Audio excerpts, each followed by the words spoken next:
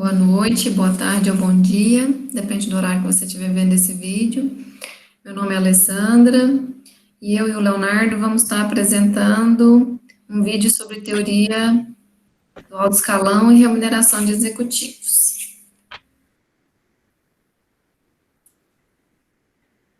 Então, pessoal, quando nós começamos a tratativa aí da teoria da agência, né, remuneração dos executivos, teoria do alto escalão, nós temos que lembrar que dentro das organizações nós temos a figura, né, dos proprietários, né, propriamente ditos, e dos gestores, né, os CEOs em especial.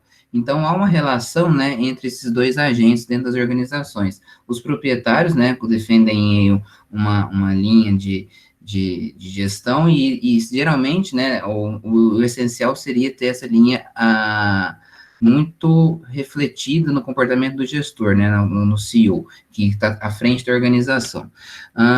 Mas, né, existem divergências, né, nessa relação, né, muito pautada aí pela seleção diversa, muito pautada também pelo risco moral.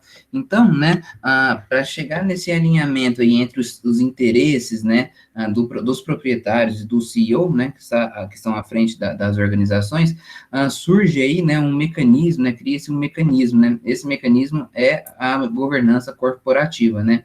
Então, no mundo, na questão acadêmica, né, é essa relação, né, que ela tangibiliza aí o maior número de pesquisas, né, e dentro dessa ótica, né, desse mecanismo, né, que vai alinhar os interesses dos gestores e os interesses dos proprietários, né, que é a governança corporativa, traduz-se aí também na questão da remuneração, né. A remuneração, ela pode ser pautada aí na remuneração fixa, né, ou seja, o salário, propriamente dito, do gestor, e como também remunerações variáveis, né, que vão ser pautadas em prêmios, em benefícios, ações da própria empresa, opções de compras de ações da empresa a zeros, né, em um futuro. Então, essa relação, né, esse alinhamento entre os interesses do proprietário e dos gestores, né, em especial aí os CEOs, ele parte desse mecanismo de governança corporativa que bebe muito dessa fonte da remuneração, né, do pagamento ao CEO. Bom, então a remuneração desses executivos, né, envolve o equilíbrio entre os incentivos que devem ser fornecidos para que o agente ele atue aí, de acordo com os anseios do principal. Temos também os riscos, né, da organização, os riscos das decisões desse agente, e também temos o horizonte de decisão desses gestores, né, de curto ou longo prazo, de acordo com aí, os objetivos da empresa. Então, nesse cenário aí, surgem os comitês de remuneração, né, e que eles devem ser neutros e sem subordinação a esses executivos, né, para que eu tenha boas práticas de governança corporativa. E aí, pessoal, surge a questão, né? Por que a remuneração dos executivos ela é tão complexa, né? Então, para começar a buscar respostas para essa questão, e aí eu destaco aí que é buscar respostas, né? E não definir uma resposta comum e que vai ser válida para todo tipo de executivo, bem como de empresa, bem como relação com os principais, né? E aí surge, né, para começar, a gente tem que entender o conceito aí da teoria da agência, né? A teoria da agência aí que ela vai pautar que os indivíduos maximizam, né, os interesses próprios, né? Existe uma relação que há um custo, né, entre o principal e o agente, ou seja, entre o dono, né, e essencialmente um CEO, né, e que esse CEO que ele pode não ser confiável à medida que ele pode trabalhar para os resultados, né, da organização estarem alinhadas com o método de trabalho dele, a forma que ele está comandando a empresa, e nessa teoria, né, nesses pressupostos aí da teoria da agência, né, é necessário criar um mecanismo de controle, né, um mecanismo que alinhará os benefícios, né, do agente, né, como esse agente que irá traduzir, né, os benefícios do agente em relação ao seu comportamento, né, muito alinhado com o que busca os principais de uma empresa. E aí, nesse contexto aí de criar um mecanismo que vai alinhar as expectativas dos principais, né, com os comportamentos evidenciados pelo CEO, surgem aí os planos de remuneração, né? E esses planos de remuneração, pessoal, muito pautado aí nas características comportamentais do principal, né, e do CEO, ele bebe em duas fontes, né, que está muito alinhado aí com a teoria da agência, né? Os planos de remuneração, eles podem ser caracterizados, pautados em características psicológicas, né, e características sociodemográficas aí do CEO. Só que não há uma definição, né, teórica, qual que é o modelo ideal, né? Como que vai ser um plano ideal? Ele vai ser mais voltado para características psicológicas, vai ser mais voltado para sociodemográficas, vai ser uma mescla entre os dois. Então, por não ter, né, uma equação comum em como definir um plano de remuneração, em virtude dos comportamentos, né, em virtude de ser até propriamente voltada para uma ciência social, cria-se uma lacuna aí na literatura, né, e aí muito das pesquisas não chegam a um resultado comum.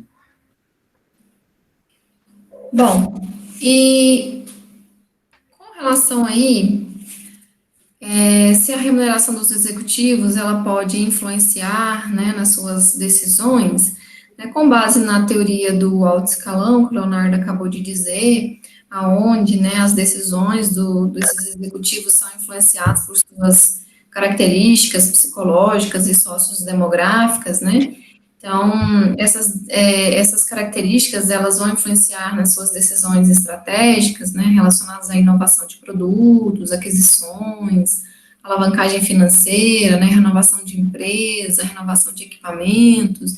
Então, impacta nessas decisões que, por sua vez, impactam nas medidas de desempenho da empresa, né, medidas de lucratividade, variação de lucratividade, crescimento da empresa e sobrevivência. Então, com isso a gente consegue verificar que a remuneração dos executivos, ela está alinhada, né, ela é justificada aí tanto pela teoria da agência quanto pela teoria do alto escalão. Leonardo, e quais são os pressupostos aí da teoria do alto escalão?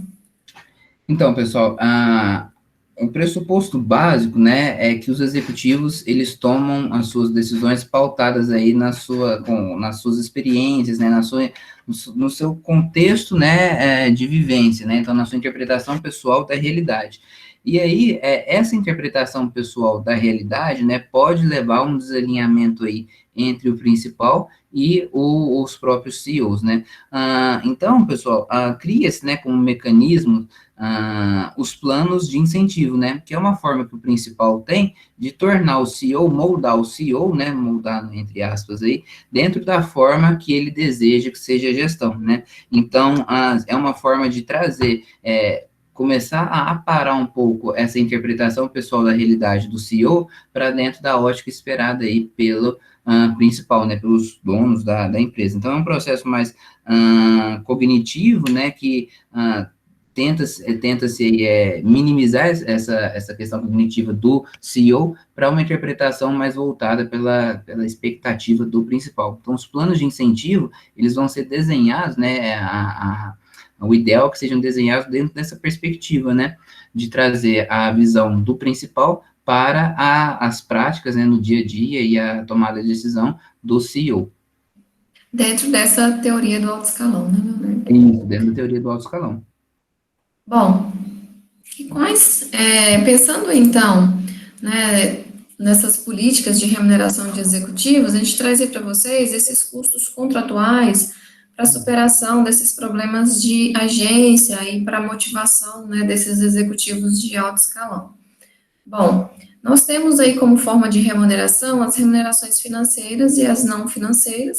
Dentro das remunerações financeiras, nós temos as fixas e as variáveis. As fixas são os prolabores, né, mensais, e as variáveis são vinculadas a alguma meta estabelecida, geralmente, pelo comitê de remuneração, que podem ser bônus ou gratificações de comissões, né, participação dos resultados e lucros, participações acionárias e por aí vai.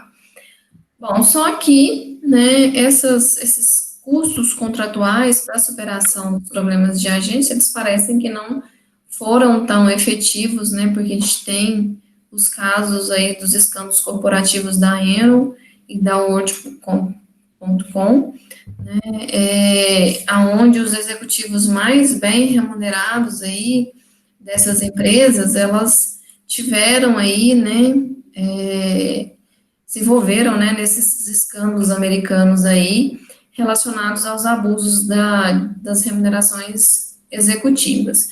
Bom, então, qual seria a combinação ideal, né, desses custos contratuais para fazer com que haja um alinhamento, né, dos interesses do principal e do agente?